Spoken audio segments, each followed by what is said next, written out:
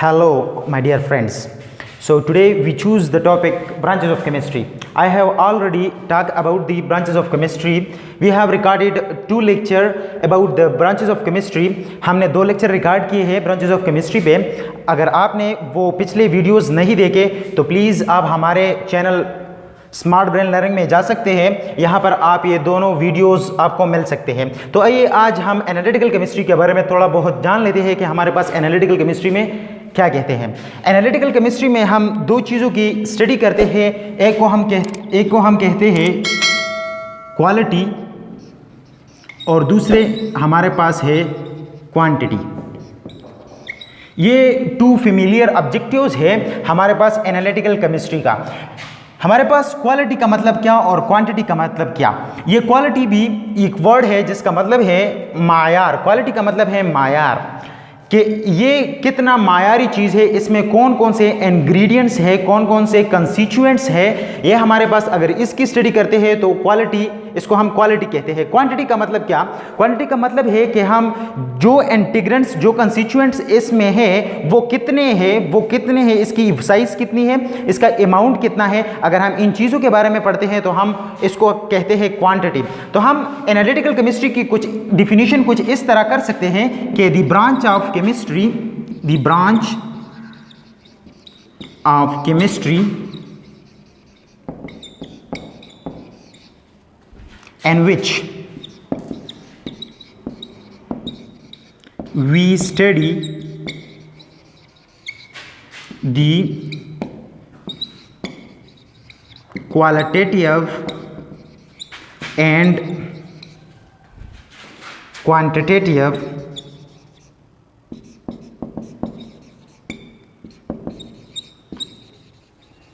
analysis of matter. इस definition का मतलब क्या हुआ.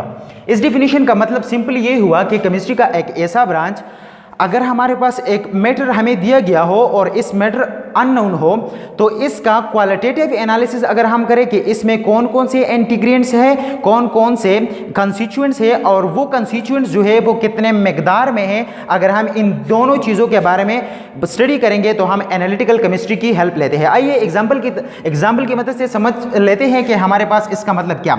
अगर हमारे पास एक अननोन सब्सटेंस दिया गया हो, ये हमारे पास क्या है, एक अननोन सब्सटेंस है. अननोन सब्सटेंस, अननोन का मतलब क्या है कि ये हमारे पास मालूमात नहीं है कि हमारे पास क्या है. अगर हम इस चीज़ को स्टडी करेंगे कि इसमें हमारे पास कौन कौन सी चीज़ें हैं. लेट सपोज अगर ये सिंपल है तो इसमें लेट सपोज अगर इसको इसमें वाटर हो और शुगर हो तो यहां पर हम अगर इसकी क्वालिटेटिव एनालिसिस करें,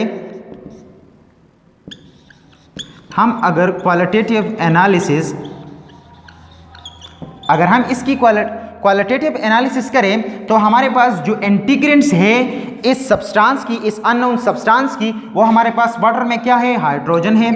और वाटर में और क्या है, एक ऑक्सीजन है. यहाँ पर शुगर को अगर हम देखें तो शुगर में भी हमारे पास क्या है, ऑक्सीजन है. यह हमारे पास कार्बन है और यहाँ हमारे पास क्या है, हाइड्रोजन है. तो अगर हम इनकी क्वालिटी को मालूम करना चाहेंगे तो हमारे पास ये इंटीग्रेंट्स है जिससे वाटर बनते हैं H2O, और यहाँ पर इससे हमारे पास CN में जनरल फार्मूला शुगर का लिख लेता हूँ 2N+2. अगर हमारे पास इसकी क्वालिटेटिव एनालिसिस हम करें तो क्वालिटेटिव एनालिसिस का मतलब ये है कि सिंपली इसमें कौन कौन से इंटीग्रेंट्स हैं और कौन कौन से कंस्टिट्यूएंट्स हैं. तो यहाँ पर अगर लेट सपोज अगर हमने वाटर में शुगर को मिलाया होगा तो यहाँ पर हमारे पास हाइड्रोजन आएगा, ऑक्सीजन आएगा, कार्बन आएगा और हाइड्रोजन आएगा. ये हमारे पास क्वालिटेटिव एनालिसिस हुआ. तो हम अगर ये करेंगे तो हमारे पास हम एनालिटिकल केमिस्ट्री की हेल्प लेते हैं. और दूसरा हमारे पास जो है वो है क्वांटिटेटिव एनालिसिस.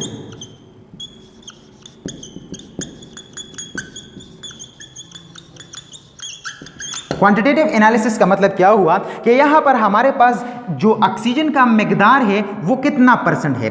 लेट सपोज यहाँ पर ऑक्सीजन का जो मकदार है वो x% है। और हमारे पास हाइड्रोजन का जो मिकदार है वो लेट सपोज y% है, और यहाँ पर जो कार्बन का मिकदार है वो हमारे पास लेट सपोज z% है। तो अगर हम ये चीज़ें मालूम करना चाहेंगे तो इसको हम क्वांटिटेटिव एनालिसिस करते हैं, और ये क्वांटिटेटिव एनालिसिस एनालिटिकल केमिस्ट्री कहलाती है। तो हमने अच्छी तरीके से इस ब्रांच को भी क्लियर किया कि हमारे पास एनालिटिकल केमिस्ट्री क्या है। एनालिटिकल केमिस्ट्री सिंपली ये है the qualitative and quantitative analysis of matter is called analytical chemistry. उम्मीद है आपको ये केमिस्ट्री भी क्लियर होगा। तो फर्दर ब्रांचेस ऑफ केमिस्ट्री के तरफ जाते हैं जो कि कहलाते हैं माइनर ब्रांचेस ऑफ केमिस्ट्री। हमने 8 मेजर ब्रांचेस ऑफ केमिस्ट्री पढ़े।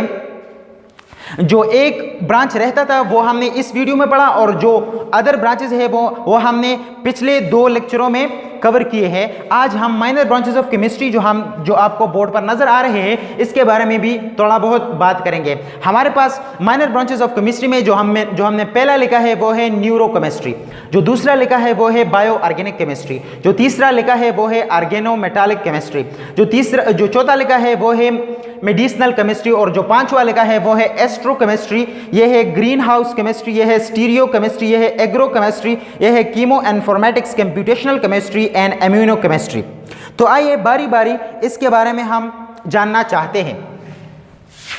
बारी बारी इस ब्रांचेस को भी कवर करेंगे कि इस ब्रांचेस में हम किन किन चीजों का स्टडी करते हैं।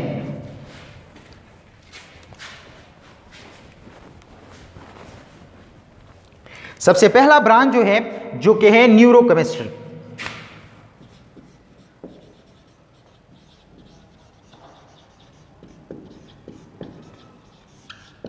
इसकी अगर हम वर्डिंग करें, टर्मिनोलॉजीज को देख ले, terminologies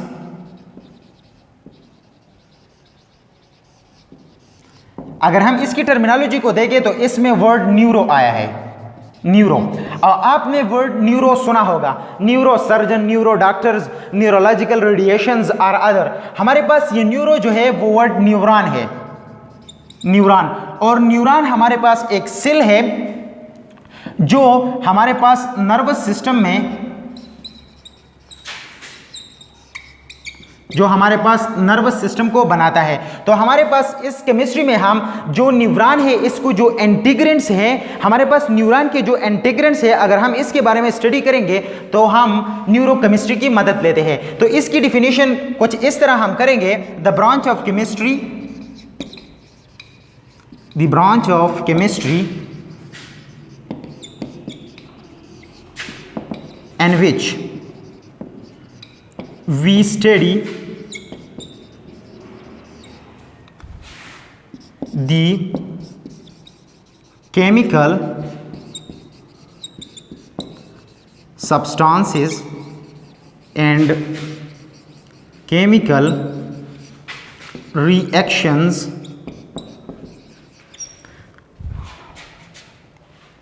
that occur in the neuron.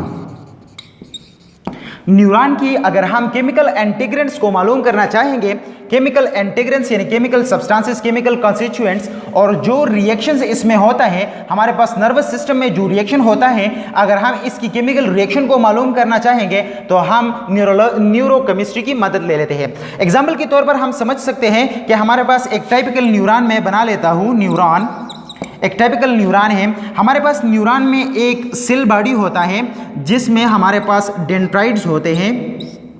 ये हमारे पास डेंड्राइट्स है। इसमें एक लॉन्ग ट्यूब होता है जिसको हम एक्सॉन कहते हैं। इसमें हमारे पास ये एक्सॉन एंड है, एक्सॉन टर्मिनल है। ये हमारे पास एक्सॉन टर्मिनल है। अगर हम इसको लेबल करें तो ये हमारे पास सेल बॉडी हुआ। ये क्या है? एक्सॉन टर्मिनल है।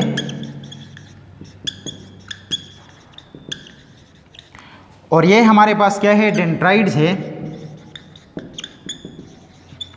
अगर हम इसकी केमिकल कंस्टिट्यूएंट्स की बात करें तो हमारे पास ये है, हमारे पास न्यूक्लियस।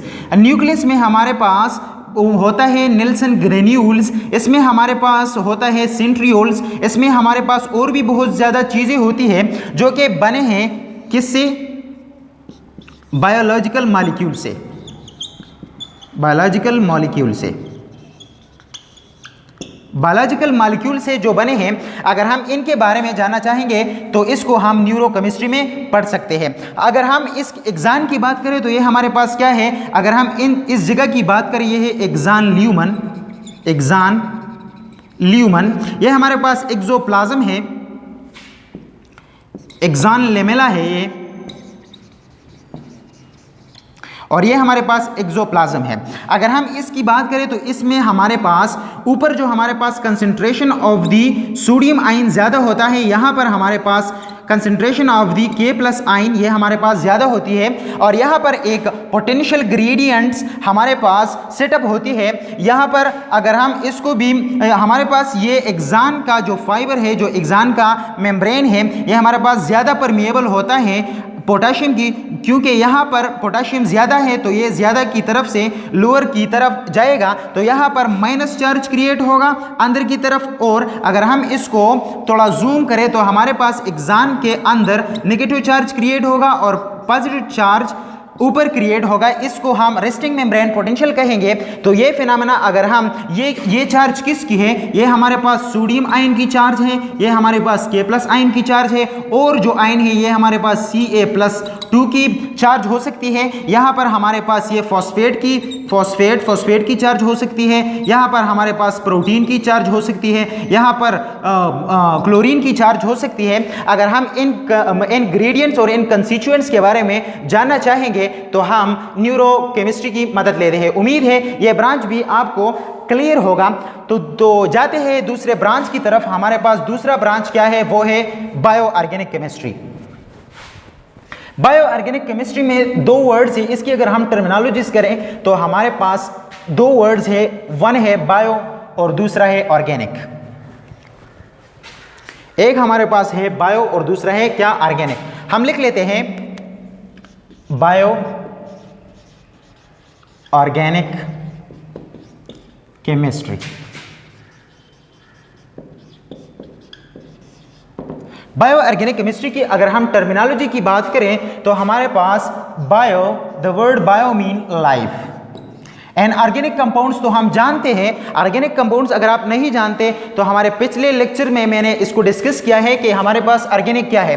ऑर्गेनिक कंपाउंड्स को मैं थोड़ा रिवाइज करूं कि ऑर्गेनिक कंपाउंड्स क्या है। Organic compounds is the compounds which is made up of carbon and hydrogen और their derivatives. Those compound which is made up of carbon and hydrogen और their derivatives are called organic compound. But हमने कुछ exceptions भी देखे थे, जो हमारे पास कार्बन मोनोऑक्साइड है, कार्बन डाइऑक्साइड है, कार्बोनेट है, साइनेट है, और जो मेटल सल्फाइड्स है, ये सब वगैरह हमारे पास ऑर्गेनिक केमिस्ट्री में नहीं आती, क्योंकि इसके प्रॉपर्टीज जो है वो ऑर्गेनिक कंपाउंड से मिलते जुलते नहीं है, वो इनऑर्गेनिक कंपाउंड से मिलते जुलते हैं। तो ऑर्गेनिक, तो इस ब्रांच की डिफिनीशन अगर हम करें तो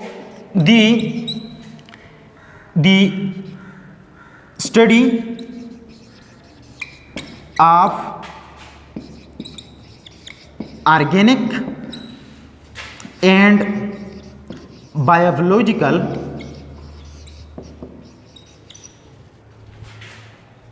molecules। इसका मतलब क्या हुआ, the study of organic and biological molecule. ये हमने एक हाइब्रिड ब्रांच बनाई है, जो कि बायोकेमिस्ट्री प्लस ऑर्गेनिक केमिस्ट्री से मिलती है। यानी जो मॉलिक्यूल्स या सब्सटेंसेस ऑर्गेनिक भी हो और वो मॉलिक्यूल्स बायोलॉजिकल भी हो, अगर हम इनके बारे में स्टडी करेंगे तो हम किस केमिस्ट्री की हेल्प ले लेते हैं, हम बायो ऑर्गेनिक केमिस्ट्री की हेल्प ले लेते हैं। बायोकेमिस्ट्री का मतलब क्या, बायोकेमिस्ट्री मैंने पिछले लेक्चर में डिटेल के साथ किया है, थोड़ा रिवाइज करूं कि हमारे पास बायोकेमिस्ट्री क्या है। बायोकेमिस्ट्री का मतलब यह है कि दोज मॉलिक्यूल्स और those integrants and the chemical processes that occur in the human body और in the living organism is called biochemistry. जो हमारे पास वो ऑर्गेनिक कंपाउंड जो लिविंग ऑर्गेनिज्म में पाए जाते हैं, अगर हम इनकी स्टडी करते हैं तो इसको हम बायो ऑर्गेनिक केमिस्ट्री में पढ़ते हैं। दूसरी ब्रांच की तरफ जाते हैं। दूसरा ब्रांच है हमारे पास क्या, ऑर्गेनोमेटालिक कंपाउंड, ये भी एक हाइब्रिड ब्रांच है। हाइब्रिड का मतलब ये है कि हमारे पास दो चीज़ों से मिलकर बनते हैं, इसको हम हाइब्रिड कहते हैं। हमारे पास दूसरा जो अगला ब्रांच है वो क्या है, अगला ब्रांच में लिख लेता हूं ऑर्गेनोमेटालिक कंपाउंड, ऑर्गेनोमेटालिक केमिस्ट्री।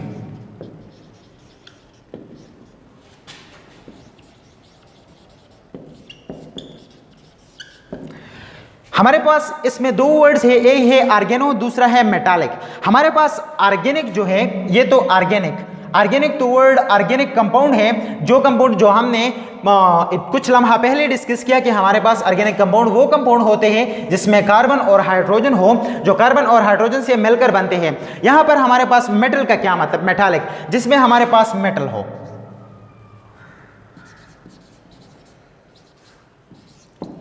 हम अगर इसकी डिफिनीशन की बात करें कि ऑर्गेनोमेटालिक केमिस्ट्री की डिफिनीशंस क्या है, तो हम लिख सकते हैं the branch of chemistry, the branch of chemistry in which we study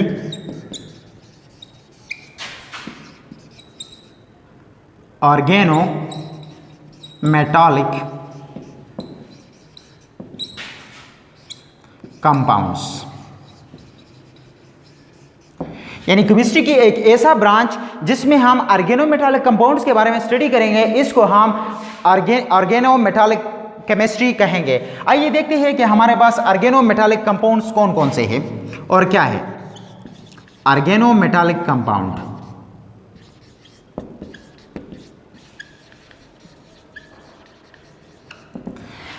हम लिख सकते हैं कि the compounds in which the compound in which the organic compound carbon is directly attached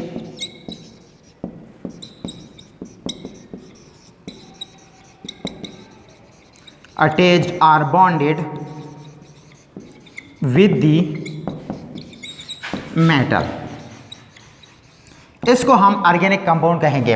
हमारे पास ऑर्गेनोमेटालिक कंपाउंड वो कंपाउंड होते हैं जिसमें हमारे पास एक ऑर्गेनिक कंपाउंड वाला पार्ट होता है और एक हमारे पास मेटल होता है। जब ये ऑर्गेनिक कंपाउंड वाला कार्बन हमारे पास मेटल के साथ डायरेक्टली अटैच हुआ होता हो, लेट्स सपोज ये हमारे पास ऑर्गेनिक कंपाउंड है, ये हमारे पास अल्काइल रेडिकल है और ये हमारे पास क्या है, ये हमारे पास Mg है जो कि एक मेटल है। यहाँ पर हमारे पास ये हेलोजन है। अगर हमारे पास ये ऑर्गेनिक कंपाउंड वाला कार्बन डायरेक्टली मेटल के साथ अटैच हुआ हो तो यहाँ पर इस कंपाउंड को हम ऑर्गेनोमेटालिक कंपाउंड कहेंगे। थोड़ा देख लेते हैं कि हमारे पास मेटल्स कौन कौन से हैं। तो मेटल्स अगर हम पीरियोडिक टेबल को देखें, हमारे पास लेफ्ट साइड हमारे पास होता है, तो group number 1A and group number 2A are called metals. Metal are those elements in which the current electricity or heat are easily passed, which have free electron to pass the electricity and heat। अगर हम इंशाल्लाह हम अपने periodic table वाले lecture में इन सारे compounds का चर्चा करेंगे, लेकिन यहाँ पर हमने देख लिया कि हमारे पास जब ऑर्गेनिक कंपाउंड वाला कार्बन मेटल के साथ डायरेक्टली अटैच होता हो और इसको हम ऑर्गेनोमेटालिक कंपाउंड कहेंगे। इस कंपाउंड्स ये हमारे पास कॉमन कंपाउंड है, इसको हम ग्रिग्नॉड रिएजेंट कहते हैं। क्या ग्रिग्नॉड रिएजेंट, जो हम ऑर्गेनिक केमिस्ट्री में इंशाल्लाह पढ़ लेंगे। इसकी बहुत सारी रिएक्शंस है, बहुत सारी यूजेस हैं जो हम इंशाल्लाह ऑर्गेनिक केमिस्ट्री में इसको पढ़ेंगे। तो आइए जाते हैं अगले वाले केमिस्ट्री की ब्रांच पर, जो कि है मेडिसिनल केमिस्ट्री। ये वर्ड सुनकर आपने जान लिया होगा कि हमारे पास मेडिसिनल केमिस्ट्री में हम क्या कुछ स्टडी करते हैं।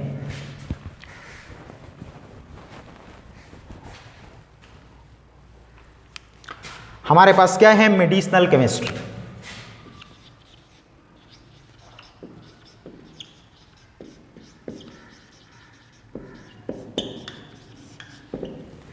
मेडिसिनल केमिस्ट्री हमारे पास क्या है, तो पहले द वर्ड मेडिसिन को अगर हम देख लें कि मेडिसिन क्या है, तो मेडिसिन है,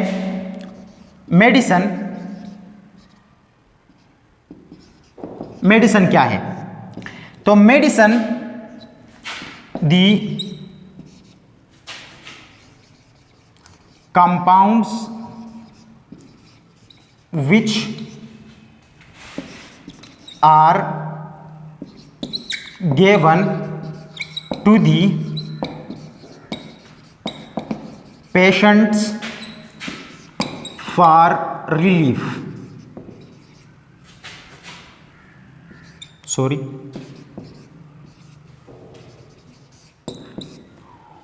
अगर ये स्पेलिंग गलत है तो प्लीज़ आप करेक्ट कीजिए। हमारे पास मेडिसिन क्या है? मेडिसिन हमारे पास वो कंपाउंड होते हैं जो हम पेशेंट को देते हैं कि इसको रिलीफ मिल जाए। और इसकी डिफिनीशन हम कुछ इस तरह भी कर सकते हैं कि दी केमिकल सब्सटेंस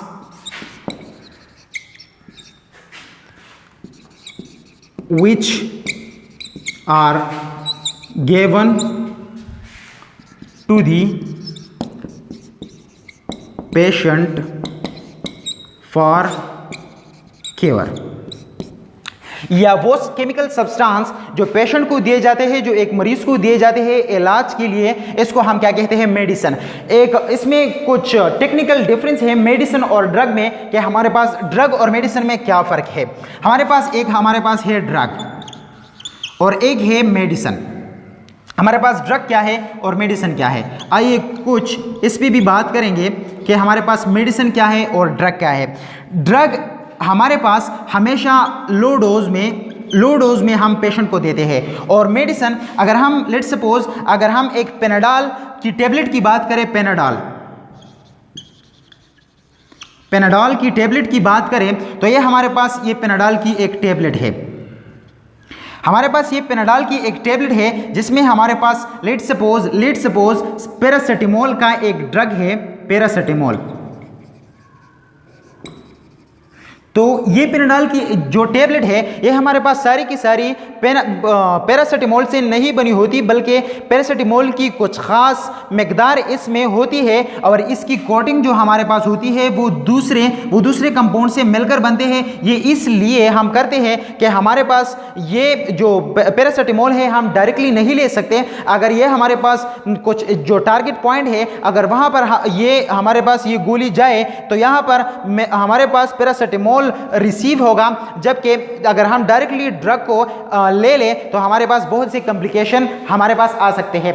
तो ड्रग की स्टडी अगर जब हम करते हैं तो इसके लिए एक अलग ब्रांच है जिसको हम फार्माकोलॉजी कहते हैं और फार्माकोकेमिस्ट्री कहते हैं। जब हम मेडिसिन के बारे में स्टडी करेंगे तो इसको हम मेडिसिनल केमिस्ट्री में स्टडी करते हैं। आइए मेडिसिनल केमिस्ट्री की डिफिनीशंस भी लिख लेते हैं कि हमारे पास मेडिसिनल केमिस्ट्री क्या है। Medicinal chemistry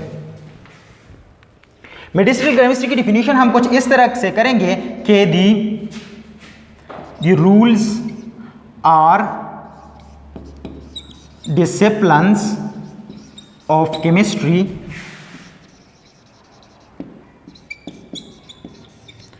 used for the formation of medicine।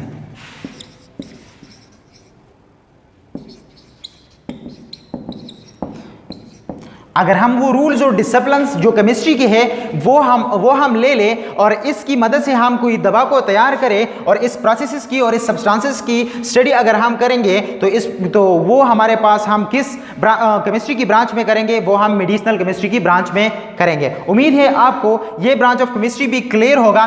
तो जाते हैं अगले ब्रांच की तरफ। हमारे पास अगला ब्रांच जो है वो क्या है? वो है एस्ट्रोकेमिस्ट्री। वो क्या है? वो है एस्ट्रोकेमिस्ट्री।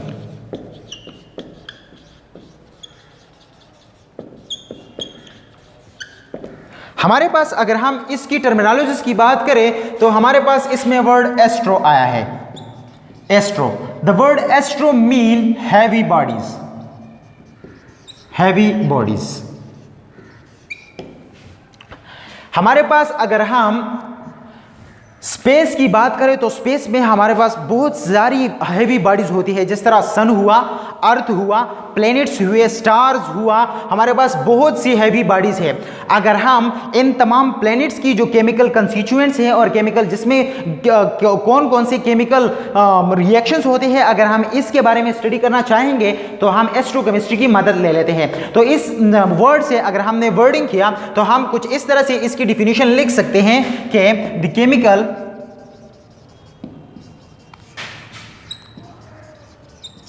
the study of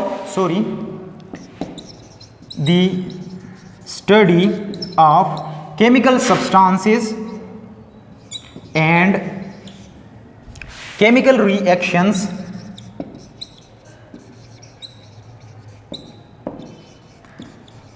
that occur in the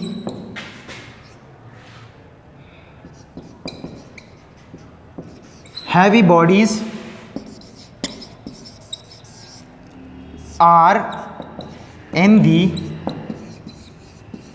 space is called एस्ट्रोकेमिस्ट्री। आइए एग्जाम्पल के तौर पर समझते हैं कि हमारे पास ये क्या है। एग्जाम्पल, अगर हम सन की तरफ देख ले, हमारे पास सन है ये, अगर हम सन की तरफ देखें तो यहाँ पर दो रिएक्शंस जो हमारे पास होते हैं, न्यूक्लियर रिएक्शंस, न्यूक्लियर रिएक्शन हमारे पास यहाँ पर होते हैं। लेकिन ये न्यूक्लियर रिएक्शंस हमारे पास क्या है, ये मेजर ब्रांच है।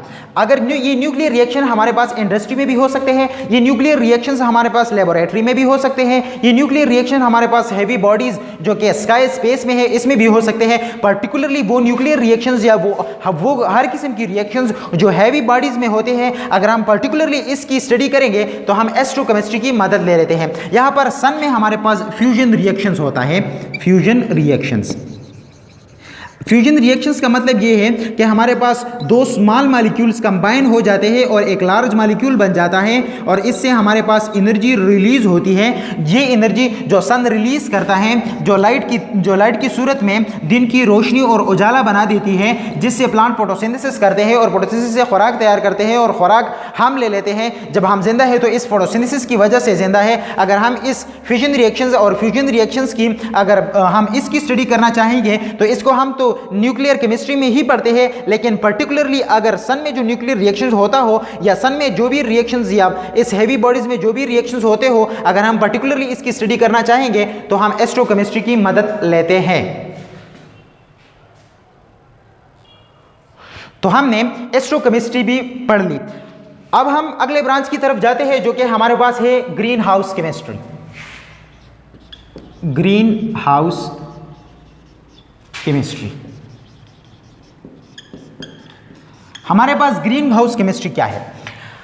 ग्रीन हाउस केमिस्ट्री का मतलब यह है कि the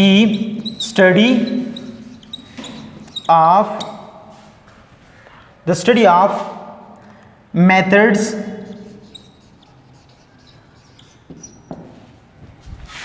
are substances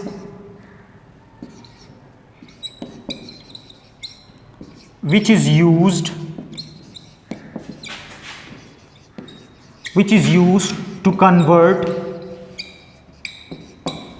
hazardous substances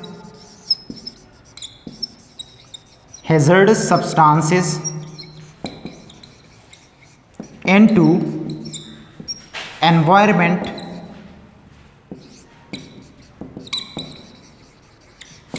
friendly substances।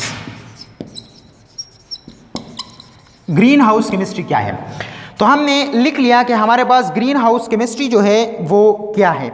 Green house chemistry हमारे पास ये है कि chemistry the study of methods are substances in which is used to convert hazardous substances into environment friendly substances। इसका मतलब सिंपली ये हुआ कि हमारे पास जो hazardous substances इस यूनिवर्स में पैदा होते हैं, अगर हम इस hazardous substances लेट सपोज हमारे पास इंडस्ट्री है, हमारे पास इंडस्ट्री है, इंडस्ट्री से पॉइजनस सब्सटेंसेस जो है, जो हैजर्डस सब्सटेंसेस है, वो हमारे पास रिलीज होते हैं और ये हमारे पास वाटर में आ जाते हैं, वाटर में भी, एयर में भी आ जाते हैं। यहाँ पर लिविंग ऑर्गेनिजम्स को ख़तरा होता है इस पॉइजनस सब्सटेंसेस को। अगर हम इस पॉइजनस सब्सटेंसेस को एनवायरनमेंट फ्रेंडली यानी जिससे नुकसान न हो इसमें कन्वर्ट करें, अगर हम इस मेथड्स के बारे में स्टडी करेंगे और इस सब्सटेंसेस के बारे में स्टडी करेंगे जो हैजर्डस सब्सटेंसेस को कन्वर्ट करता हो एनवायरनमेंट फ्रेंडली सब्सटेंसेस को, तो इसको हम ग्रीन हाउस केमिस्ट्री में पढ़ते हैं। तो आइए, उम्मीद है आपको ये ब्रांच भी क्लियर होगा। तो आइए चलते हैं अगले ब्रांच की तरफ जो कि है स्टीरियो केमिस्ट्री।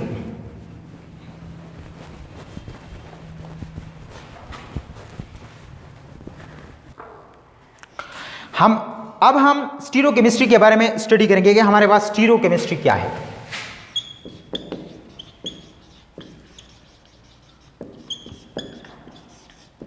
स्टीरियो केमिस्ट्री हमारे पास क्या है?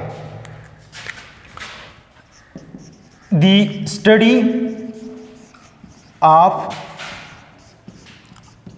optical property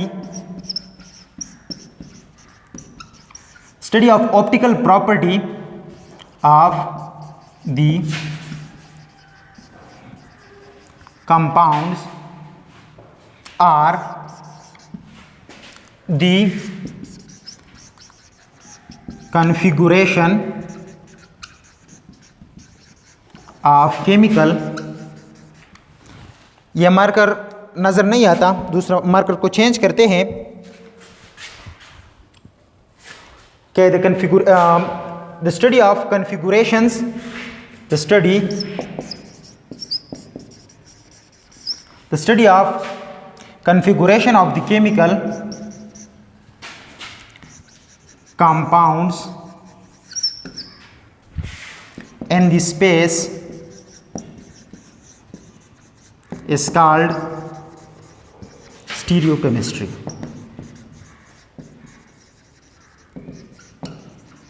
स्टीरियो केमिस्ट्री की डिफिनेशंस हमने दो लिखी कि हमारे पास स्टीरियो केमिस्ट्री क्या है। तो स्टीरियो केमिस्ट्री की डिफिनेशंस में मैंने लिखा कि the study of optical properties और optical activities of the compound. अगर हम optical property and optical activities of the compound के बारे में स्टडी करेंगे तो हम स्टीरियो केमिस्ट्री में इसको पढ़ते हैं। इसका ऑप्टिकल एक्टिविटीज का मतलब ये है सिंपली कि हमारे पास एक सब्सटेंस अगर हम लेते हैं, इस सब्सटेंस से अगर हम लाइट पास करते हैं और इसकी बिहेवियर की अगर हम स्टडी करेंगे तो इसको हम स्पेक्ट्रोस्कोपी में भी स्टडी करेंगे। लेकिन यहाँ पर वो लाइट हमारे पास क्लॉकवाइज रोटेट करेगा या एंटी क्लॉकवाइज रोटेट करेगा, अगर इसके बारे में स्टडी करेंगे तो हम स्टीरियो केमिस्ट्री की मदद लेते हैं। दूसरी डिफिनेशन में हमने लिखी कि the study of configuration of the chemical compounds in the space is called stereo chemistry. हमारे पास कंपाउंड जो हमारे पास होते हैं वो डिफरेंट अरेंजमेंट, उसका अरेंजमेंट हमारे पास क्या होता है वो डिफरेंट होता है। Let's suppose